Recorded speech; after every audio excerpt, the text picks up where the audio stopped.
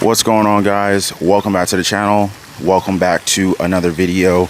It is Ron Yates here. Hope you guys are doing very well today. If you guys are hanging out with me for the first time, do your boy a favor, go ahead and smash the like button for the video and also subscribe to the channel for more money news, content, passive income, investing, what's really going on in the US economy, and how we as the average American can actually learn to get ahead, to build passive income, to generate multiple streams of income, and to finally get out of this freaking rat race. You know what I'm saying, guys?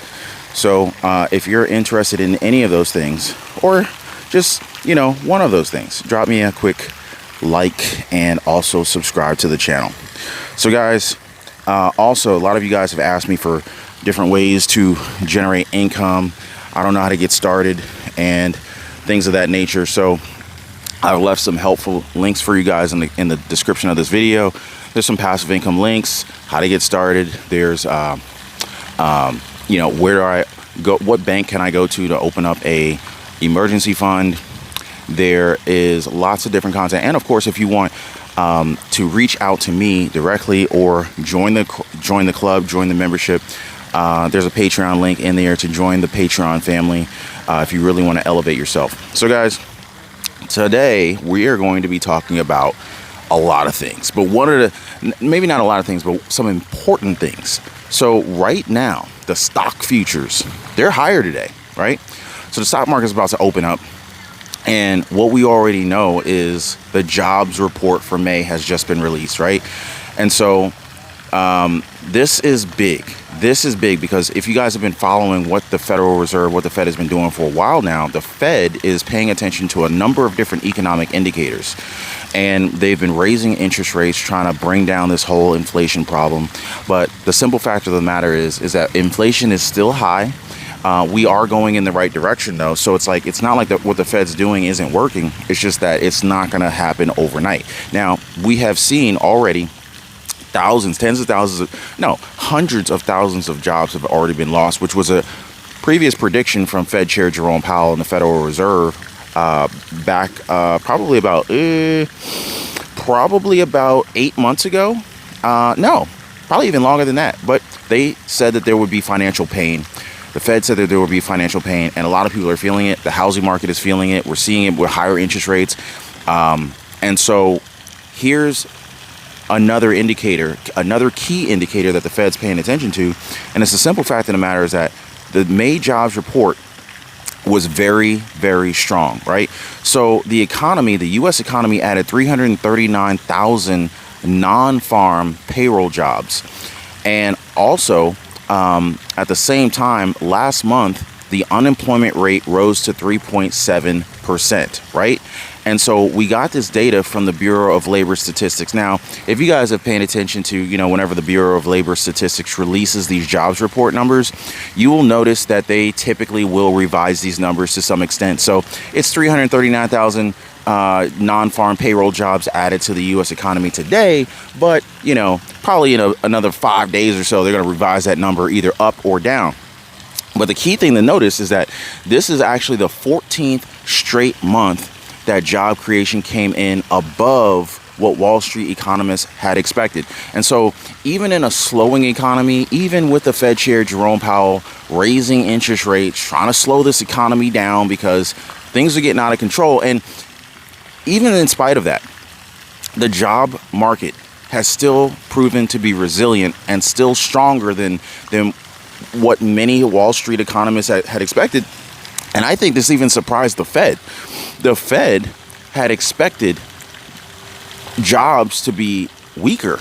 This is what they want. The Fed actually said that they wanted to essentially increase unemployment. And how do you increase unemployment? Well, you make more people lose their jobs. The Fed said that basically people have too much money and the economy is too hot. So how do you cool this thing down? Well, the prices going higher and higher really didn't slow people down from spending. People leveraged everything from the cash in their bank accounts to borrowing money against their Visa, their MasterCard, their American Express credit cards. They were getting payday loans. They're doing anything and everything to get money to buy stuff. What are they buying? They're buying anything on the shelves at Target, Walmart. They're going to the car dealerships. They're buying the latest electric vehicles. I'm seeing more and more of these BMW 7 Series electric vehicles riding around here. Of course, everyone and their mom's got a Tesla vehicle. We've got, all sorts of different, and I feel like every model I'm seeing now is like an i3, an i4 BMW. I'm seeing more and more of the Lexus RX electric SUV driving around. It's like, I don't know if they still call it the RX 350. It's probably something else. I don't even know what they call it nowadays, but it's just wild how many more vehicles are riding around here that are clearly brand new. And I'm seeing drive out tags. And I recently read that the average car payment right now is closer to $900 per month, which is just absolutely unreal. I remember when I bought my first piece of real estate, actually not my first piece of real estate, my first two pieces of real estate that I ever invested in were investment properties. And I didn't live in either one of them. Those were properties that ultimately had tenants in them for, the whole purpose was to generate revenue from these properties.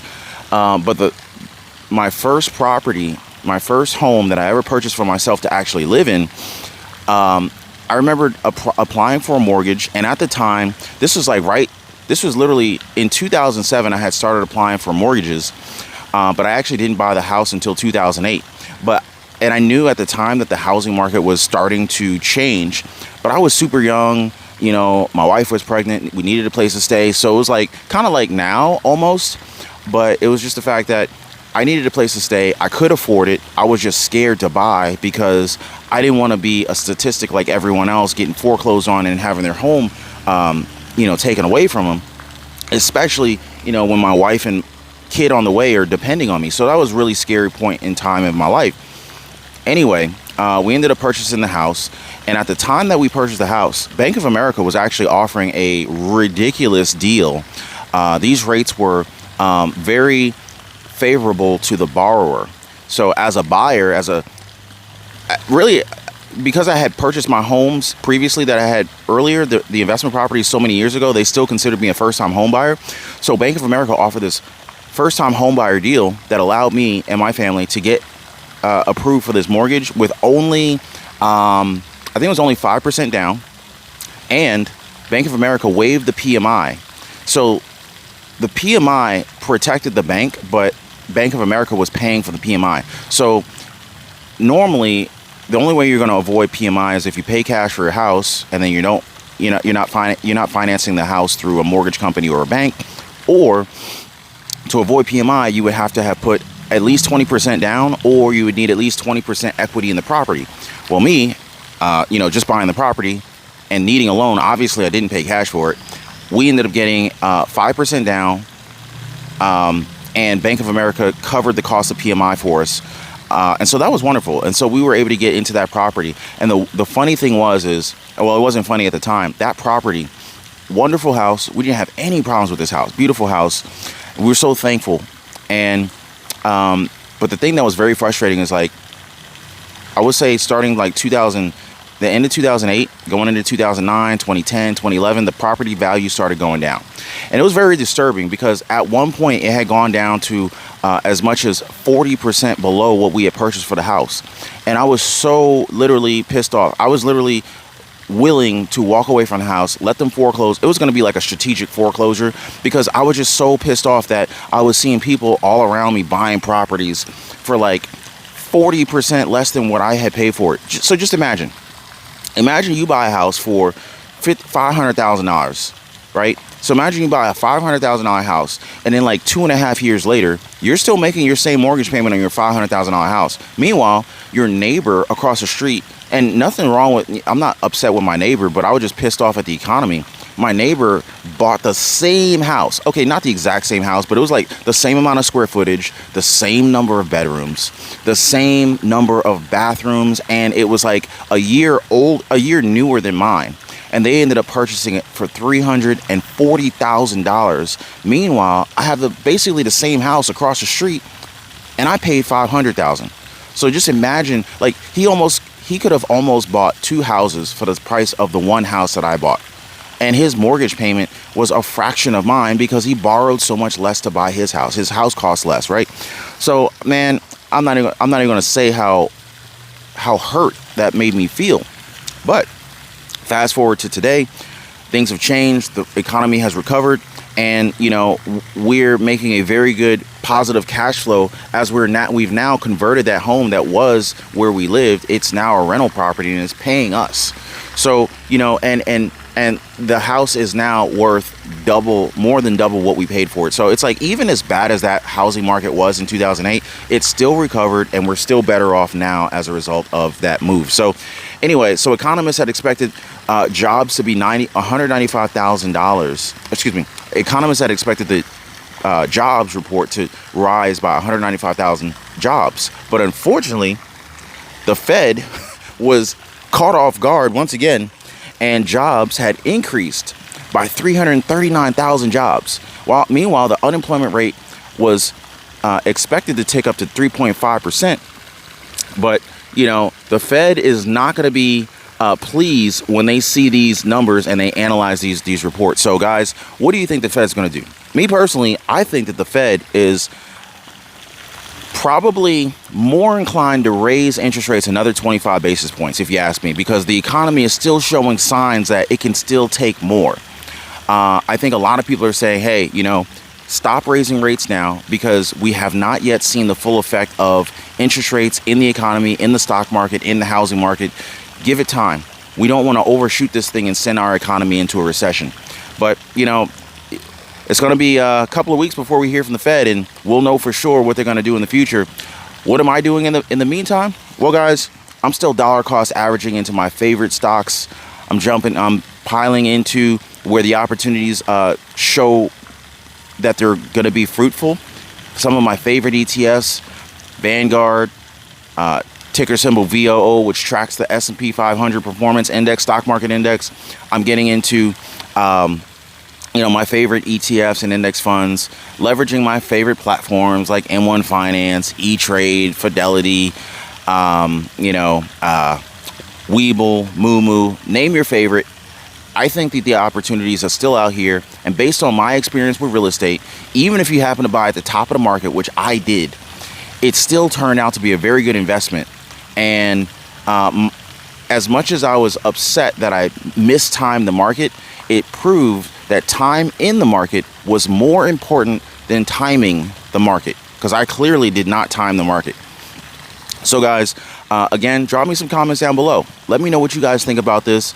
Let me know how I can help you to achieve your dreams and to reach whatever personal goal that you have for yourself. Me personally, I enjoy working out. I literally just finished working out earlier, a couple minutes ago, and I wanted to share this quick message with you guys. But drop me some comments down below. Feel free to join us over in the Patreon group. Don't forget to subscribe to the channel. Share this video with everyone you know. And no matter what you're dealing with right now, I want you guys to remember, stay positive. It might be raining today, but tomorrow could be sunshine. Y'all be safe.